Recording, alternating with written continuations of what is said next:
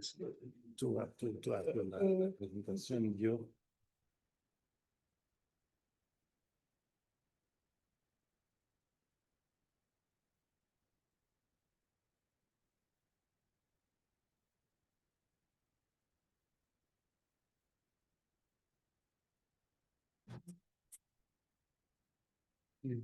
Good morning to everyone. Sean bienvenidos. Es un placer tener a mi amigo y colega André hoy con nosotros, today with us. So I will start formally in English, but very happy to have our Brazilian colleagues here. So, Your Excellency, Ambassador André Corrêa do Lago, and Excellencies, colleagues that are also here and following us online, welcome. It's a great pleasure to have you today at the World Meteorological Organization, the House of Weather, Climate, and Water. And it's a real honor that the Permanent Mission of Brazil selected us to brief all the permanent missions in Brazil and others that are connected now with straight from the Ambassador Corrêa as the COP president. And we've been exchanging a few words before joining you. And I think André said something that touched my heart. And he said, we chose WMO because everything was born here. Thank you so much. Thank you so much for putting it so clearly. IPCC was born from WMO and UNEP, and everything was born here. So thank you for that recognition. And we are really honored to be part of this history, an important one, certainly. So before giving the floor to Ambassador André, let me share a few thoughts about our work and the path towards COP30. Science is clear. Extreme weather and climate change impacts are worsening. The question before us is not whether we act, but whether we act in time, together, and with the courage required. The cost of action may seem high, but the cost of inaction is huge, and we cannot afford that. COP30 in Belém will be more than just a climate conference.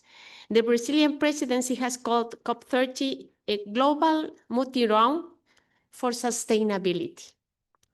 In other words, a collective effort and a shared outcome. This spirit of cooperation and responsibility must define our work. COP30 aspires to be a turning point, a moment when the world shifts from ambition to implementation. At the heart of this transformation lies science. Science is our compass. The World Meteorological Organization, as the UN specialized agency on weather, climate, and water, stands ready to provide that science. Decision makers need authoritative information that must guide decisions on mitigation, the clean energy transition, resilience, adaptation, and finance. Without science, we risk drifting into empty promises. With science, we build a bridge from evidence-based words to action. Brazil's vision at COP30 rests on aligning ambition with evidence, and this is a vision that WMO shares deeply. So allow me to highlight 3 imperatives for COP30 that place science as the foundation of this mutirão. First, scaling up systematic observations and research. To act wisely, we must first observe and measure clearly. That means strengthening our global observing networks from the melting cryosphere to the rainforests of the Amazon, and ensure that developing countries have equitable access to this knowledge. The second request is delivering on adaptation and early warnings for all. Climate change is already here. Communities cannot wait. We must ensure countries have the tools and resources that progress and act.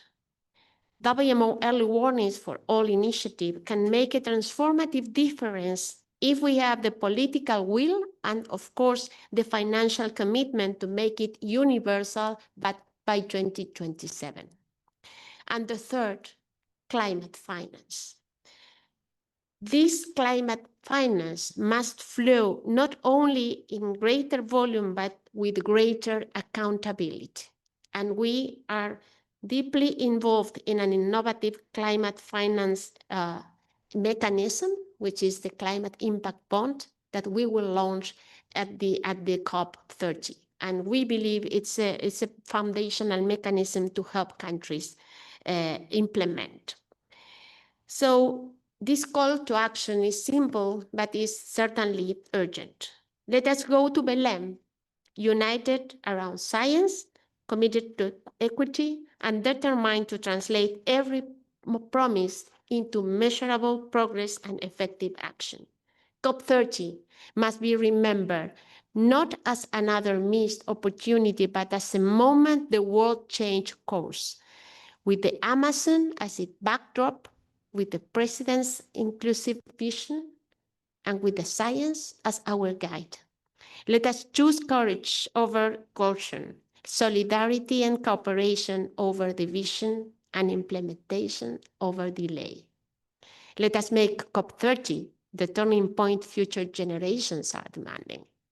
And with that, let me close my brief introduction here. And I'm delighted now to pass the floor to Ambassador André Corrêa do Lago, President of COP30 Designate, to share his perspective. Thank you very much.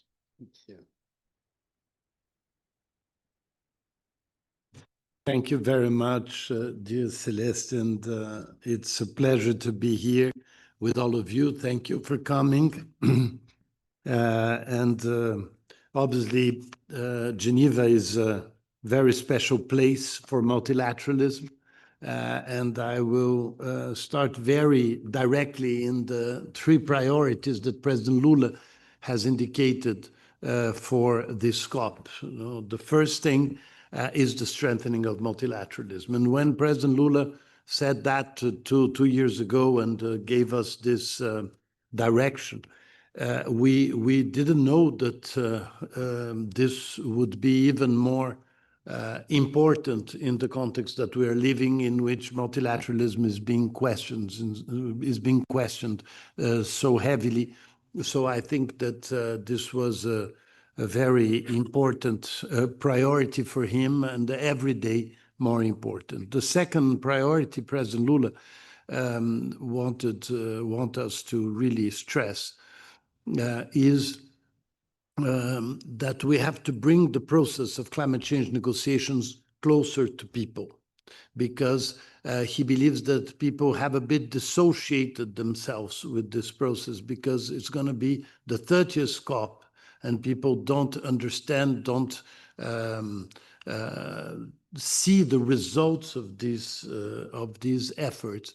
And so he believes that this is the opportunity for us to reconnect with people and for people to also trust multilateralism. And the third priority of President Lula is that for us to be able really to do what we need to do regarding the fight against climate change, which we have to involve all. By the way, that's why I'm here in Geneva, where all the institutions, all of you, somehow are being affected or are being influenced by the climate change that is already happening and the perspectives of the worst impact of climate change. So we need all to implement what we we decided in the Paris Agreement. So somehow it's the strengthening of multilateralism in general, but it's very much the strengthening of the UNFCCC as the space where we negotiate and the Paris Agreement, but also that we have to remember that the UNFCCC and the Paris Agreement were mostly designed for negotiation and not for implementation. And so we need everybody for the implementation. It cannot be kept in a silo as something that only climate negotiators and negotiations can deal with that. No, I think that this is following a bit what President Lula instructed us. We are working these months in the preparation of COP30 and in 4 dimensions. First, we have what we call the mobilization phase, which is symbolized by the word mutirão that I think that you mentioned. And mutirão is an indigenous word in Brazil, and it means when people have the same objective, but each one do what they can do well. No? So, and there is an element in the mutirão that we discovered as we went ahead, which is the autonomy, that you don't need a central ruler to direct the mutirão. The mutirão has to stimulate what people can do by themselves as long as we're going in the same direction.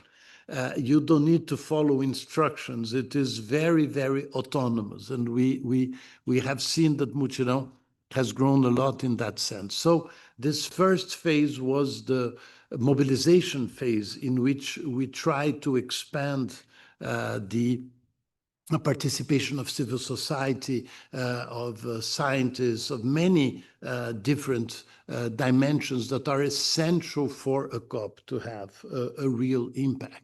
So in this preparation, in this mobilization phase, we created 4 circles that somehow changed a little the dynamic of the preparation of the COP, at least I hope. One was to have a circle of presidents of COP since Paris, which is presided by Laurent Fabius as the Paris president. And the idea is that they should not only make sure that we are strengthening the regime, but also to start thinking about what should be the next phase. Once we have already completed somehow what we call the Paris rule book, and so we have already the rules and now we need to implement. So the circle of presidents is very important for that. Then we have a circle of ministers of finance. This is quite new, but because we all know that once we leave a COP, it is not the ministries that negotiate at the COP, which mostly are ministries of the environment or ministers of climate, that are going to be powerful in the governments when they go back to their capital. It's ministers of finance that will be able to integrate what has been agreed in COPs.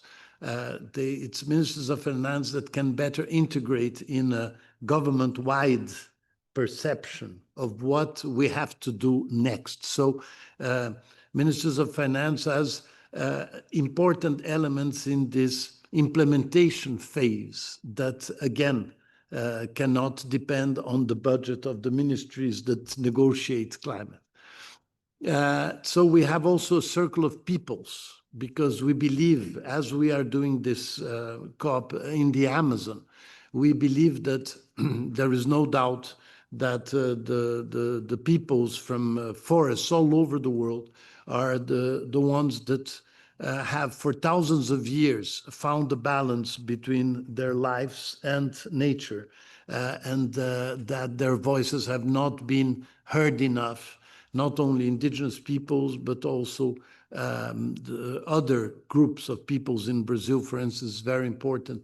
The Brazilians of African descent that have been living for centuries in the forest and that also have a very important role in its preservation and in the life, in developing a way of life that is compatible with nature.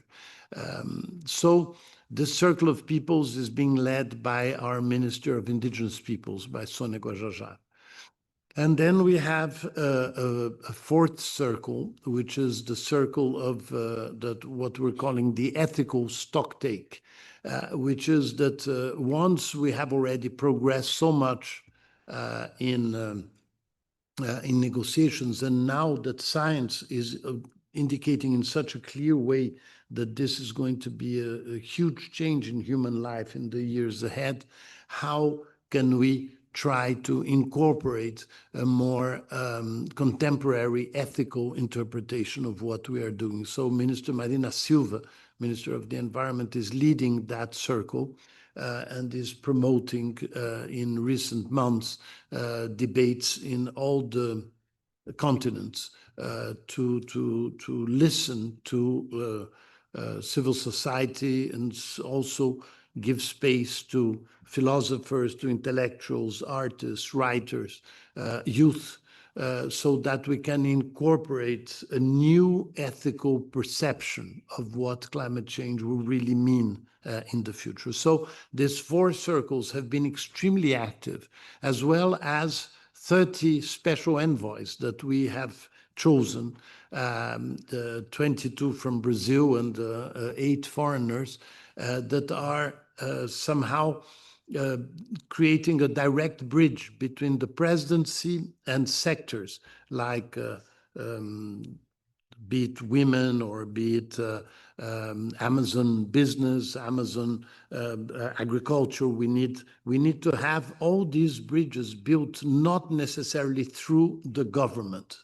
And so obviously, as part of the government, the presidency is very much coordinating with the government, but we believe that we needed to have a more direct access to what society is thinking and what society is expecting from COP30.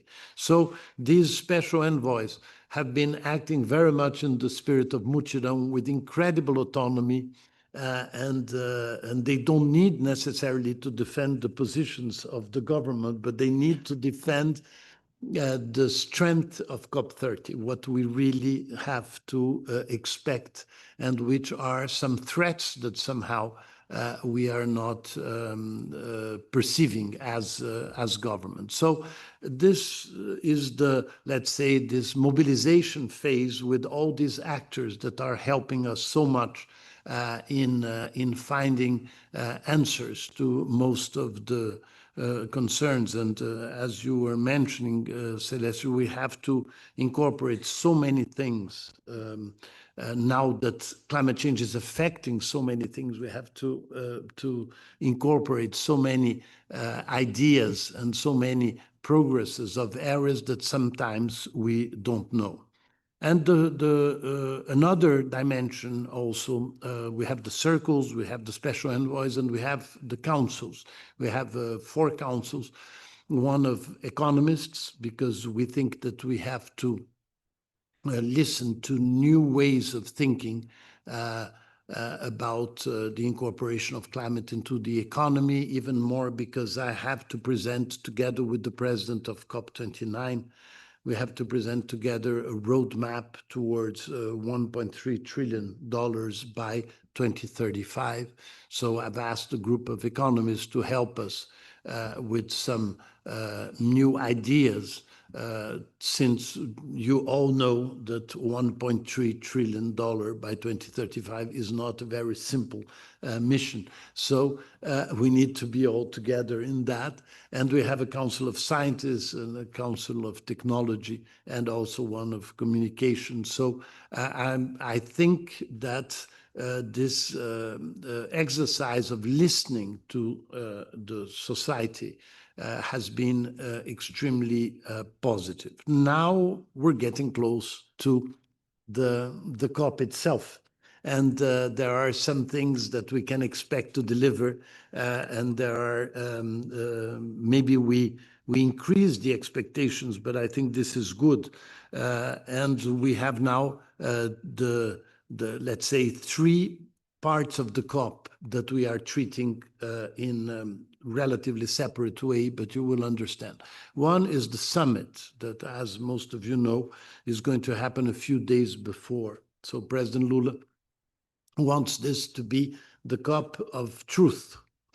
So he is insisting very much on that. He believes that leaders have to tell the truth about how climate change is affecting their countries, how they plan to face it, and the difficulties that obviously all the countries are facing, because be it a developed country or a developing country, we are all being affected by climate change. But depending on the country, the changes in the economy that are necessary to fight climate change can be can have, as we all know, a very strong impact on democracies, on elections. It can have very strong impact on access to technologies or access to finance that you were mentioning. So a COP in which we have to really face the truth, and truth in politics is always a bit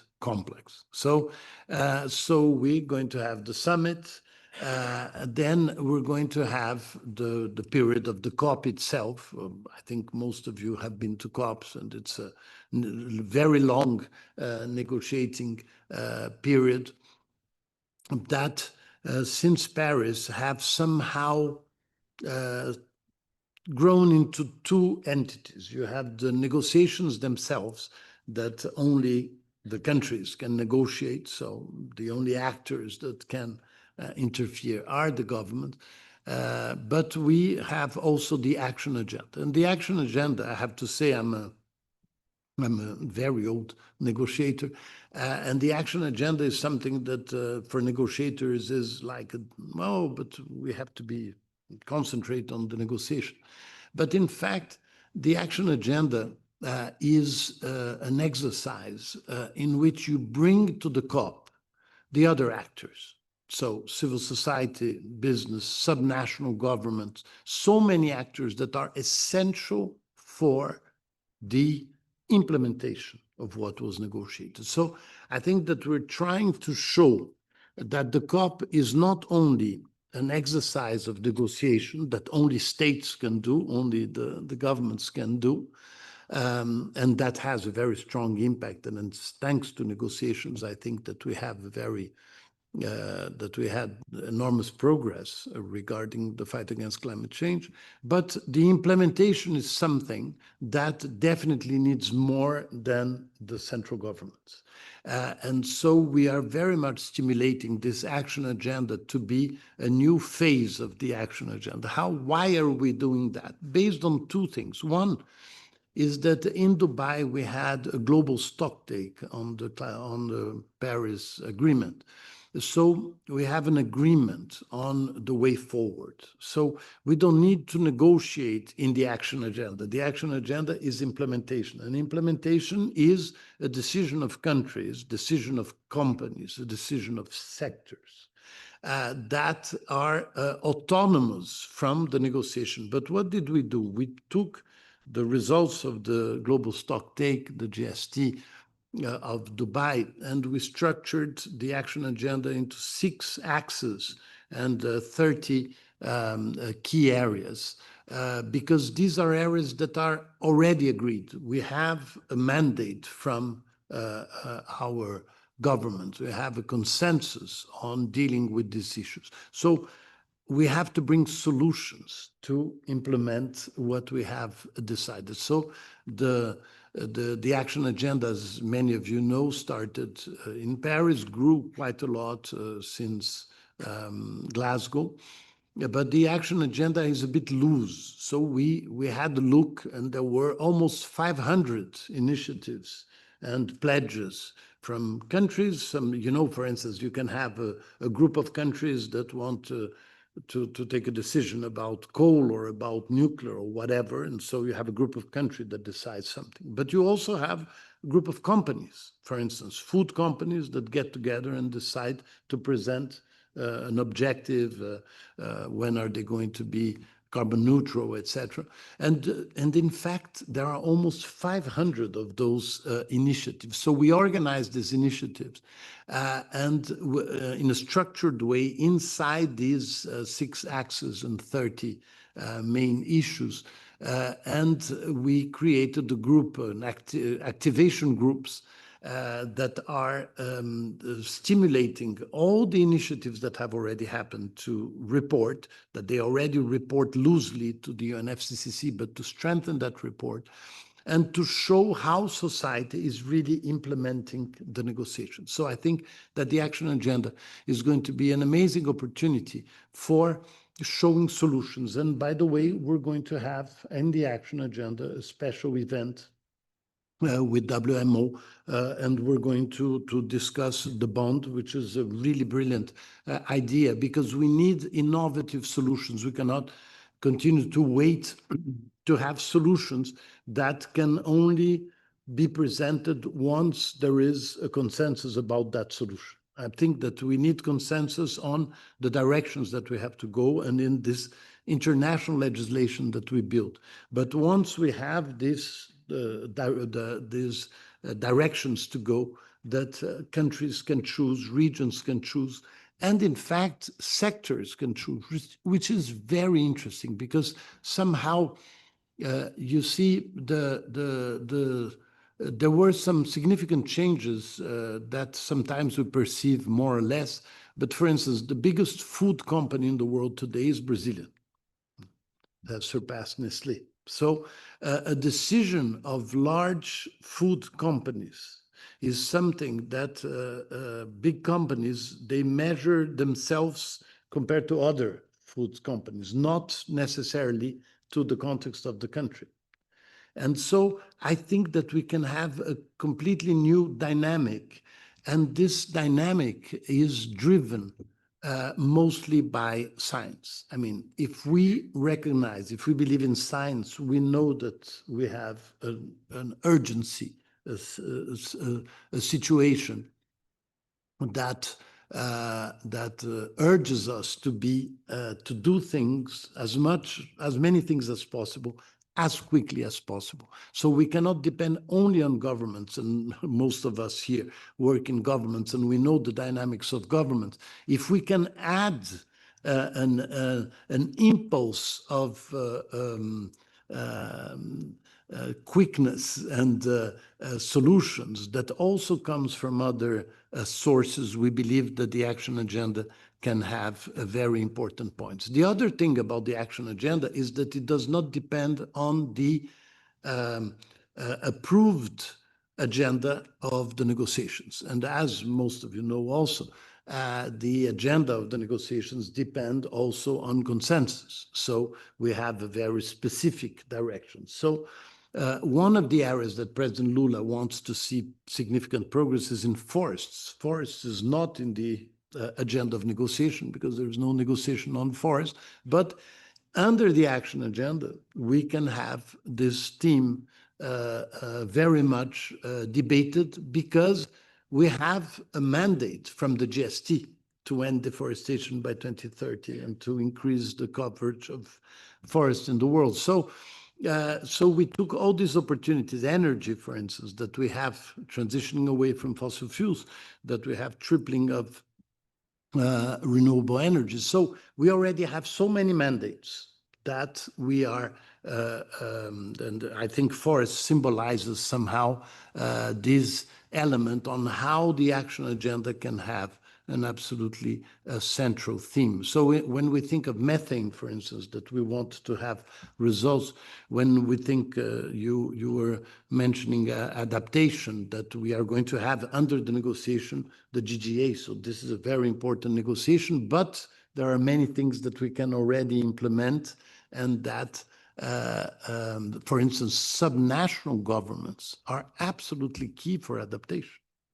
So, and this also falls into the action agenda. The synergies between some of the most important conventions of the UN, you can have a part of it in the negotiation, you can have part of it in the action agenda.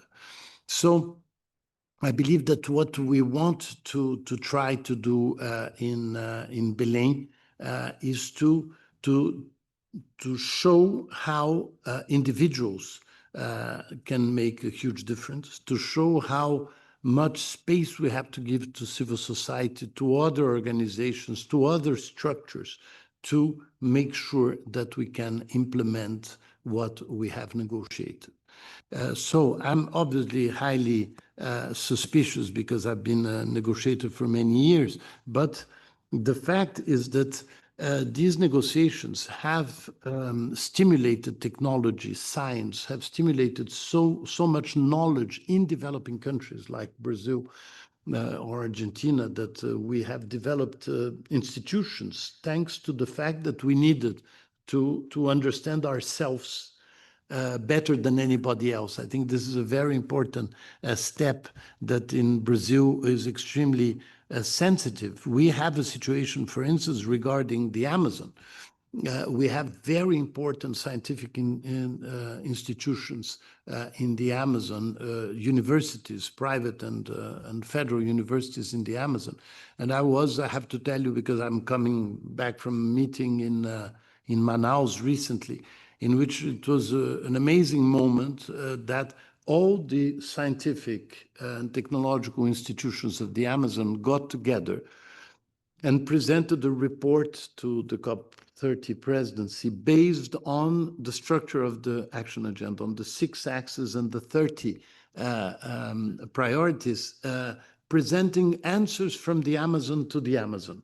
Because the Amazon is a very sensitive region, because they look at the central government in Brazil, and most of the time, the policies for the Amazon that were designed in Brasilia or before in Rio were not, nobody was consulted in the Amazon. Nobody knew that they wanted this future of the Amazon and how much the Amazon wants to be a part of the building of its future. So this impact, this internal impact in Brazil of COP30 is something that is also extremely gratifying for us at the presidency, because the debate in Brazil, be it in agriculture, mining, and other key sectors of the economy, are debating the future of the Brazilian economy in the context of the fight against climate change. Just that is already, I think, a great achievement for us in this presidency. So I hope that we will get from COP30 a sense that this agenda is progressing positively. I think that there are economic answers that are particularly interesting, and we have to make sure that people understand that this is not an agenda only of doom. It's an agenda of a different form of development, but it's an agenda for job creation and for improvement of people's life. And in that, we need institutions like this one that, as I said to you, and I repeat, where everything started here, and that we also have to face the challenges of the new economy. And I think that the issue of data and science and how we are going to deal with that in a multilateral dimension is one of the key challenges we have ahead of us. And I think that mid-sized countries like India, like Brazil, can have a very positive role in that sense. And we hope we can present also some ideas coming from countries like India and Brazil and others regarding digital public infrastructure and how we can use that to favor the fight against climate change. This dimension also of the private sector and how the private sector obviously has to contribute, but also the obligations of the state to make sure that data, that science are really directed to the improvement of life of people. So I'm going to control myself and stop here before I start to see some desperate faces in front of me. Thank you very much.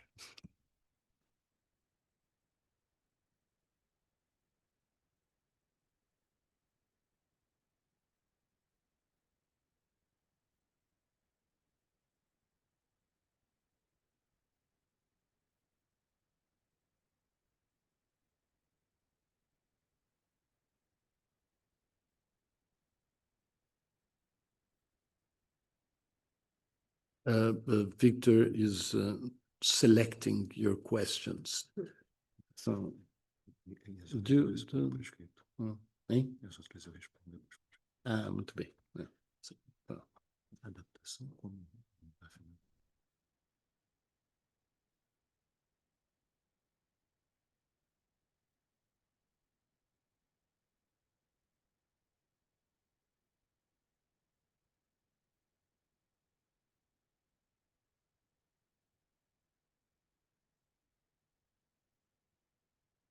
So we have many questions. Thank you very much.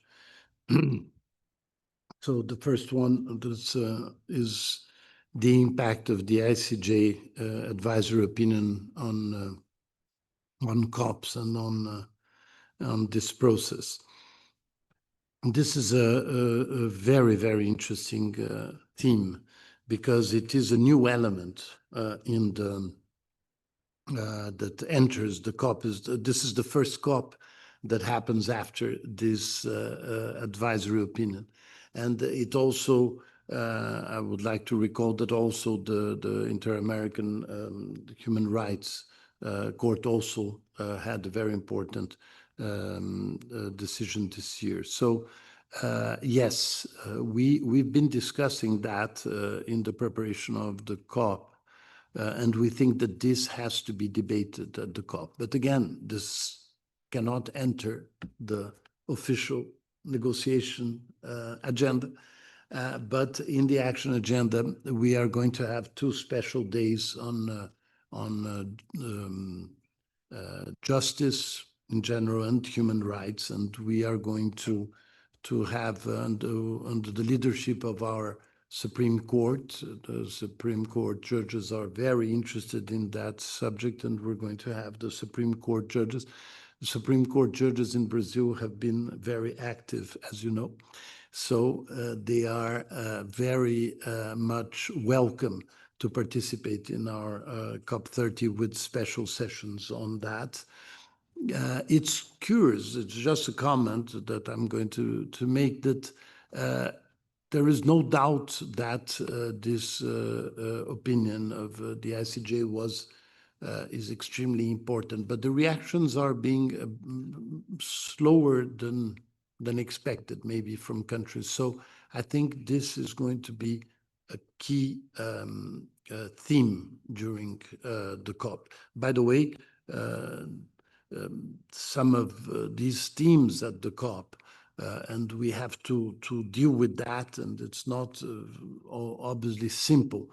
What is in the agenda, what is not in the agenda, and which ones are going to grab more the attention of the public or the attention of the press or the attention of civil society. But I think this is going to be a very important theme. The other, I have a question here on adaptation. Yeah. You know, adaptation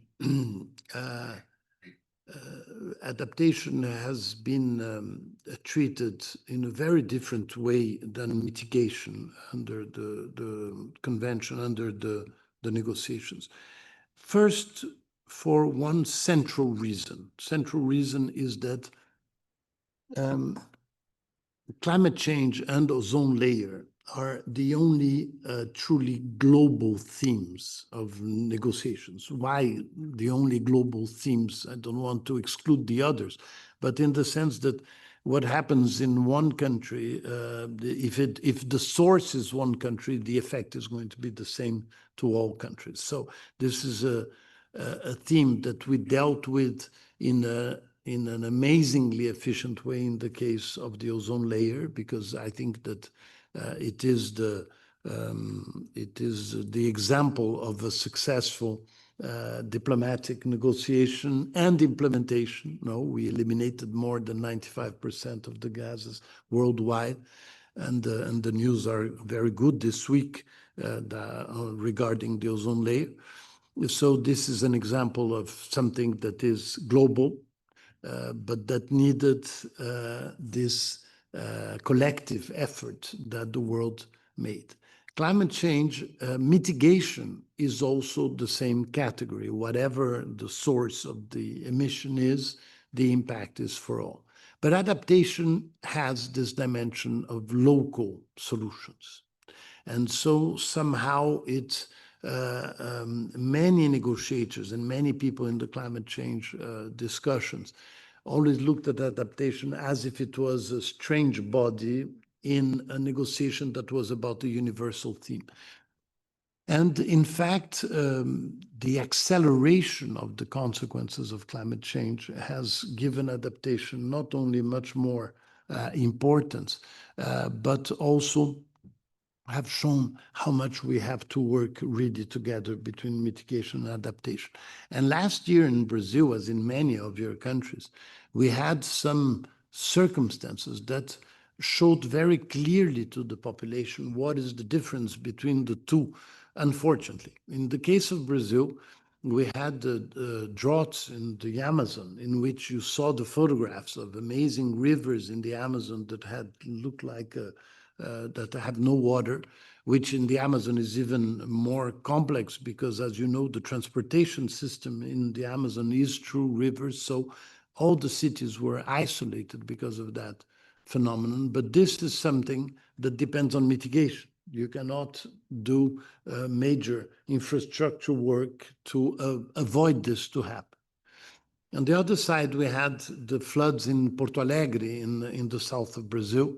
And there, yes, people understand that some infrastructure investments would have avoided the worst of it. So this is a very clear case of adaptation, while the other is a very clear case of mitigation. And I think that the Brazilian public understood very well.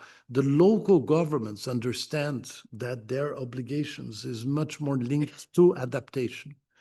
And so I think, and President Lula is very conscious of that. So we will be very proud if we can say that COP30 was a very important COP for adaptation, COP of adaptation. And in the finance dimension, adaptation is completely underfunded. There is no doubt about it. And there is like a debate about how the private sector can also enter into adaptation. I think that the private sector has many things that they can contribute to adaptation, even more when you think of contracts with local governments. But one does not substitute the other, and the fact that adaptation is underfunded is an absolute reality, and we are going to try to give a stronger importance to that at the COP. Now, I have a very difficult question: why nothing on peace conflicts at COP30? In fact, in the most recent COPs, we had the peace issue, peace days and debates. For President Lula, peace is absolutely central to everything. So it is the essence of diplomacy. The first thing that we have to do is to avoid war and to make sure we have peace. So maybe we need to do some adjustments, I have to say, for people to understand that peace is at the heart of everything that we're going to do at the COP. But as the question was made here, and not only here, I believe that I thank for the question, because this indicates that probably we have to have a better communication about our perception and make sure that this is obviously at the center of everything that we need to do about that. So it's not absent of the agenda, it's just we thought that it was clearly cross-cutting, but I think that we have to adjust and make it better. Now, these are the first three questions. Don't know if there is, yes, Victor has another one. Victor, you're very formal. Looks like you're bringing me an incredible. My God, lots of questions. A gente pode falar de reforma institucional. Isso Tá. bom resultado em 5 dias. Hum, A gente vai fazer Plexadote e Gender Action Plan. Acho que ah, você escolhe mais um. tá bom, perfeito. So, there are some questions here regarding institutional reform. Maybe it's the opportunity that I mentioned a little something that President Lula has, it was in his statement at the G20, which is an idea that we should explore in the near future of a climate change council. The idea is not because some were worried that it undermines UNFCCC or the Paris Accord. Not at all. The idea is that we identify that the biggest problem we have is regarding implementation. So the same way that the Minister of the Environment, when in our case, she comes back to Brazil after a COP and the rest of the government thinks this is your issue, this is your budget, it's you who take care of that. The same way when the UNFCCC ends a COP and it comes back to the heart of the UN and all the structure of the UN, it is something quite isolated and there is no efficient coordination in the UN and also among other international organizations regarding the implementations of the decisions of the COPs. So the idea is that we start discussing what can we do that will be truly more efficient for implementation. So there is absolutely no questioning of the UNFCCC and the Paris Accord as the locus for negotiation, but it is to strengthen the implementation. This is the main concern we have because, again, of urgency. Because according to the IPCC, we have very little time to do what really can make a difference. And the other thing is that everything that we do in the 5-7 years ahead will have a much more positive impact than doing this later. So the acceleration of the implementation, I think, would be a wonderful outcome of COP30 also.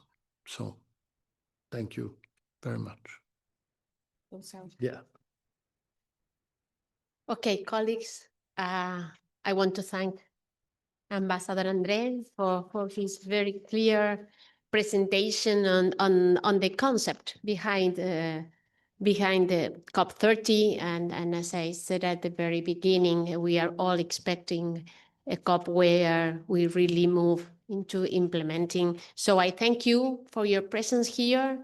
I thank Ambassador Corrêa, Lago, and also we leave this space open for you to reach out to make sure that we can contribute in any way to the successful outcomes of the next COP30. Thank you very much, Ambassador.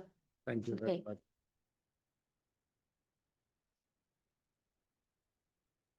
Gracias. No, de nada, de nada. Sé que ahora tiene